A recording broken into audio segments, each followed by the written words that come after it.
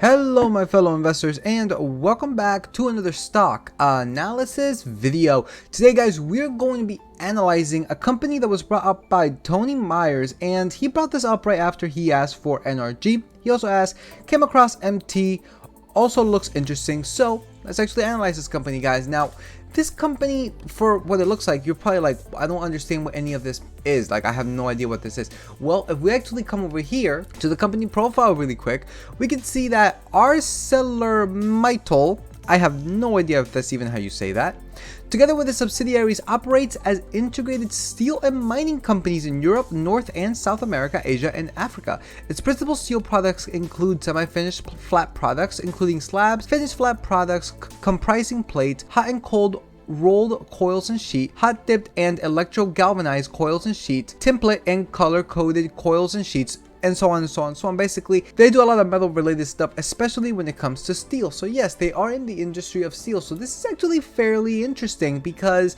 well, I like my mining companies, honestly. Like, I really do. One of my favorite one was Rio Tinto, and as well as Vale.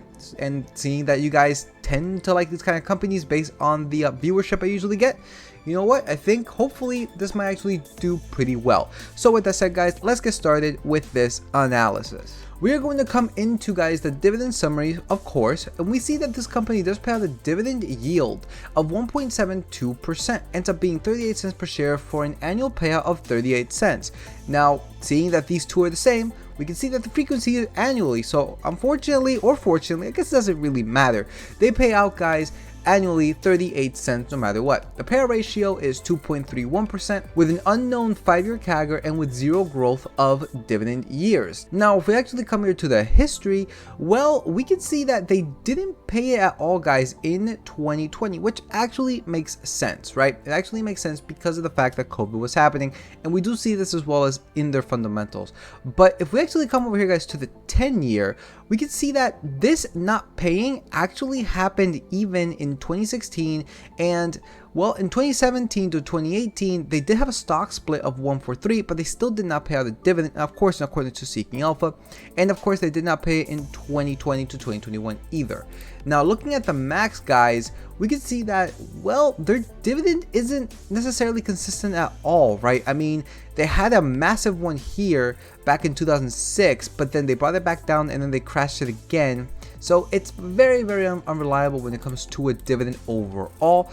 So that's essentially what I have to say when it comes to this. Nonetheless, the ex-dividend date was as of May 13th, payout date was June 10th, and of course they pay the dividends annually. So looking at now the calculator, we got the ticker symbol of MT, market cap of almost $20 billion with a PE of, look at this guys, 1.34. So with a current share price of $22.43, yeah guys, this is telling me that this actually may not be a bad price to buy it at. And if we actually even take a look at the 52-week range, we can see that the highest was only $37.87. So again, it may actually not be a bad price to buy at just based off of the PE alone. Now looking at this dividend of 38 cents, of course they do pay this annually. This ends up being guys only $322 million being paid in dividends every single year, very tiny. And then looking at the 5-year average free cash flow, we can see that they're still left with 2.4 billion, which is massive, and as of last year's, they're still left with 6.6 billion. Absolutely insane. Looking at these payout ratios, they come out to be guys, as for the last year, only 4.66%, and for the 5-year average it is 12%. Essentially pretty much just telling me guys that yes, they can actually afford this 38-cent dividend and even to increase it as well. So looking at now some fundamentals, we got the net income 5 years ago of $4.5 billion to 1 year ago of $14.9 billion, essentially $15 billion. That is a massive increase of 227%. Insanity. Now, looking at this graph, guys, it is awful. I gotta say, it is absolutely awful. This is a case that, yes, on the 5-year, it is increasing. But guys, look at this massive jump from 5 years ago to 1 year ago. They're probably saying, well, I mean, you know, it is, but I mean, if it's increasing steadily, it's fine then, except that it's not. From 5 to 4 years ago, they did increase, but then 4 years ago to 3 years ago, guys, they went into the negative net income to negative $2.45 billion. And then the following year during COVID, they brought it back up, but still remained in the negatives to negative $733 million. And then from 2 years ago to 1 year ago is when they jumped, massive jump from negative 733 to again $15 billion. Now the one thing I do have to say when it comes to this, guys, is that remember, any company that's based off of a commodity, they essentially follow the commodity, right? The revenues, the cash flow, and the net income will essentially follow that commodity's price. So based off of this, is telling me that 3 years ago, I don't necessarily know what happened, but something's telling me that 3 years ago steel did not do so good. And looking at 2 years ago, it's obvious that, well, COVID essentially stopped everything, which is the reason why this brought this down. Now, again, seeing this graph, guys, unfortunately, it is not looking good, right? Not looking good at all. They had two negative numbers. One of them is explainable, the other one isn't, and they had a massive jump overall. For that reason, guys, I'm going to say this company at like a 15%. Honestly, it should be a lot lower, but seeing that the fact that it was positive, I'm giving it essentially a 15%. Looking now at the free cash flow, the most important of all the profit metrics, because this is the one that essentially pays out that dividend, buys back shares, make acquisitions, etc. So looking at this, guys, we got 5 years ago of 1.7 billion to 1 year ago of almost $7 billion. Once again, a massive jump of 295% with a 5-year average of $2.7 billion. Okay, at least in this one, we don't have any negatives. However, guys, take a look at this. This is looking very choppy with a massive outlier. 5 years ago to 4 years ago, they went down from 1.7 billion to 891 million. Then they brought it back up to 2.44 billion. And then 2 years ago, they brought it back down to 1.6 billion. And then 1 year ago, massive jump from 1.6 to $7 billion. That's not good, right? This massive outlier this 1 year, that's essentially skewing all the numbers to one direction. So for that reason, for the free cash flow, guys, I'm going to give it a little bit better than that of the net income, but not really that much of anything. I'm going to go with like 20% because of the fact that we have a massive outlier here, because essentially we have no negative numbers. Now looking at the revenue, we got 5 years ago of 68.7 billion to 1 year ago of 76.5 billion, increase of 11.5%. And well, the graph is, I guess, the best out of all of them, right? We do see once again the fact that they did go down 3 years ago when it came to their revenue from 76 billion to 70.6 billion. And then during COVID, obviously, they went down again to 53.3 billion. And then they brought it decently back up to 76.6 billion 1 year ago, essentially surpassing the 4 year ago number. This is not too much of a jump, guys, right? They did recover, which actually does make sense. So overall, I'm actually going to give this one the best out of all of them at like a 50%, maybe even a 60%. I'm gonna go with 60%. Looking now at the assets minus the liabilities. If we subtract the assets minus the liabilities, we essentially get if the company is able to survive a downturn. If a company's liabilities exceed their assets, that is not good, guys. Now looking at this actually isn't looking too shabby. However, it's not necessarily consistent. Today, they are at $56.4 billion, which is actually pretty good. It's above pretty much the entirety of the past 5 years. However, we can see here from 4 to 3 to 2 years ago decreasing. But again, we do see that again here, as well as in even the net income as well. So this is definitely a trend when it comes to this company within this range, that it is going to decrease. But then the following year, they did bring it back. And well, as of so far today, they are beating even last year's. Average assets, we get around $89 billion. Average liabilities is $43.4 billion. And doing this difference, we get $45.6 billion.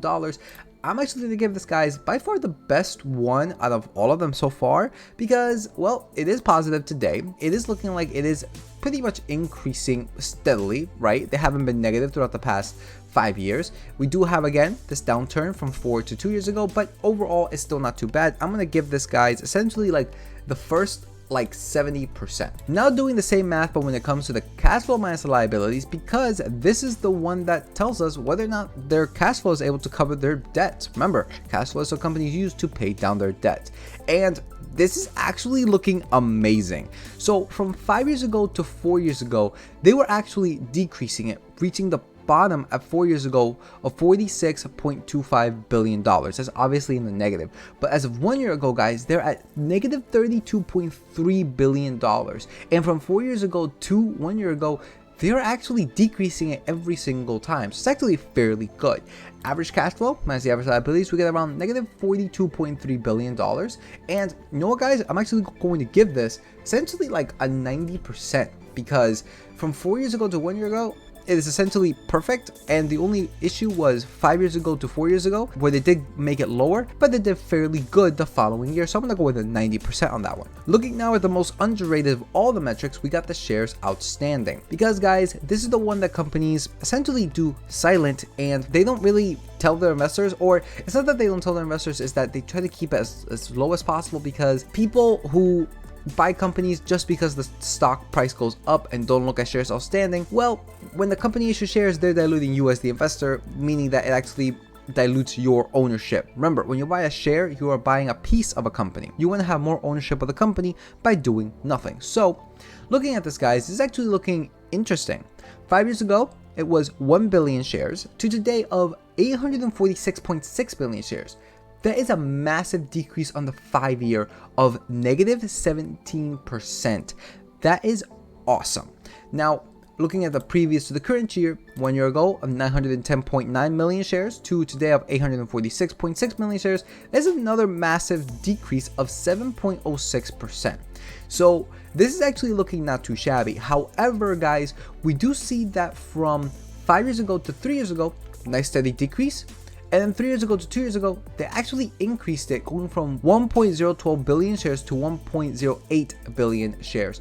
I'm going to attribute this to COVID. That's essentially why they did it, in my personal opinion. But then they brought it back down significantly afterwards. So for that reason, guys, I'm going to give this like a 95%. And now lastly, looking at the cash and equivalents, they currently hold $4.5 billion with an average of $4 billion. And now looking at an overview of all the fundamentals, we got the net income, guys, 15%, free cash flow 20%, revenue 60%, assets minus liabilities 70%, cash flow minus liabilities 90%, shares outstanding 95%, for an overall grade, guys, of 50%. Guys, they have to get that net income under control, as well as the free cash flow. Once they get that good, this company would essentially be above 70%. But currently, guys, it is just not, it's like, it's barely there at 50%. So that's essentially what I'm giving it for this grade. But let's actually figure out if at the current share price it is a buy. So looking now at the calculator, guys, we're going to make 3 different assumptions: low, medium, high, using revenue growth, predicted share buyback, required rate of return, which I like to keep flat at 10% across all assumptions. Now, this is actually fairly interesting, guys, because the base already, not inputting any assumptions, it is $120.96 across the board, not adjusting for debt. And this actually does make sense because of the fact that, well, their PE is 1.34. So yeah, it's actually going to be fairly interesting. Looking at Seeking Alpha's growth tab, we can see that the forward, it is 5.67, and the year over year is 35. Okay, so this is an instance that, well, there is such discrepancy between those two numbers that it's going to be a wild ride, right? So I'm going to be conservative when it comes to my assumptions, guys. You know, things are getting more difficult, right? So overall, I'm not going to say anything close to 37%. So my assumptions are going to be fairly conservative to take into account any possible situations that we may have in the future. So for that reason, for the low one, I'm going to go with 2%. For the medium one, let's go with 5%. And for the highest one, let's go with 8%. Now, for the projected share buyback, well, we did see that on the year over year, it is 7%. But on the 5 year, it is almost 17%. I don't think that they'll continue to do this, but I think that they will continue to be buying back shares, just at a lower rate. So let's actually say that for the low assumption that they do like around 3% of share buyback. Then let's go to 5, and let's go to now 7%. So now with that, we get some target share prices of $133.86 for the low assumption, $151.70 for the median, and $171.54 for the highest assumption.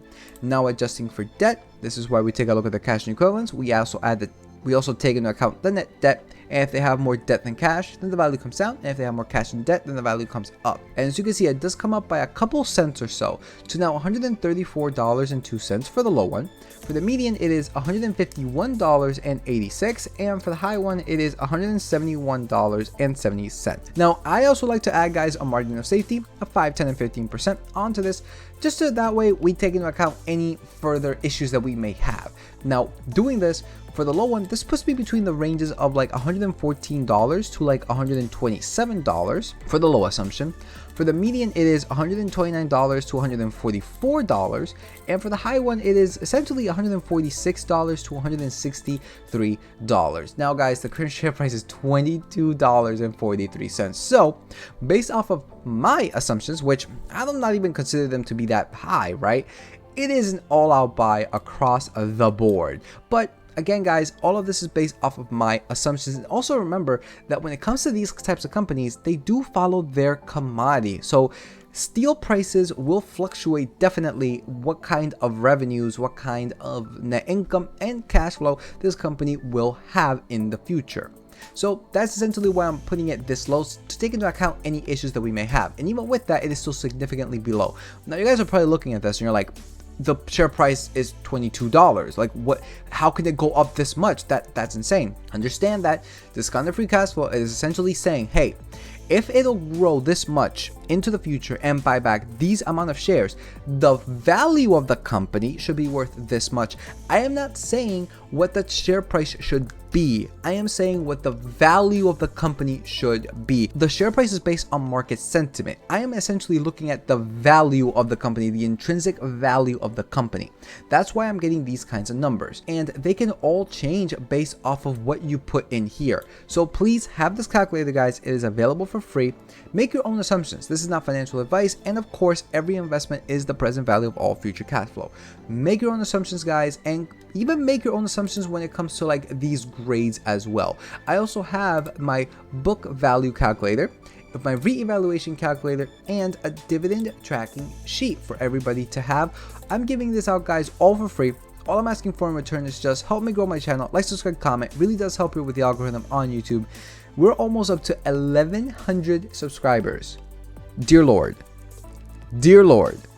Oh my God, I cannot believe it. So if you guys enjoy this kind of content, if you guys enjoy the series that I got going on, if you guys, if you guys enjoy the occasional live stream that I do, I don't really know if you guys like the live streams or not, but I occasionally do them. So for anybody who's interested, you guys can watch. You guys are pretty much getting this all for free, as well as these calculators. And again, all I'm asking for is just help me grow my channel. Like, subscribe, comment. It really does help. So now let's actually take a look at these dividends, because it's pretty subpar in my personal opinion. There are better ones out there, but let's entertain this. Monthly income, $5,725, like I say every single time. If you were to put in 1 month's income into this company, this will get you 255.25 shares, which based on the annual dividends per share of 38 cents, you will get, guys, an annual dividends of $96.99, quarterly of $24.25, and a monthly of $8.08. In my personal opinion, guys, there are better ones out there. You don't buy this company for a dividend. You buy this company essentially for this appreciation right here. Again, if you believe my assumptions. So that's essentially what you'll be getting for a dividend. There are better ones out there.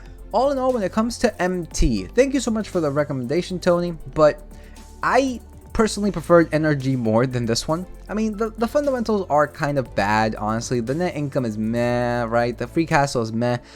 Their shares outstanding is good, don't get me wrong, and man, that cash flow minus liability is also really, really good.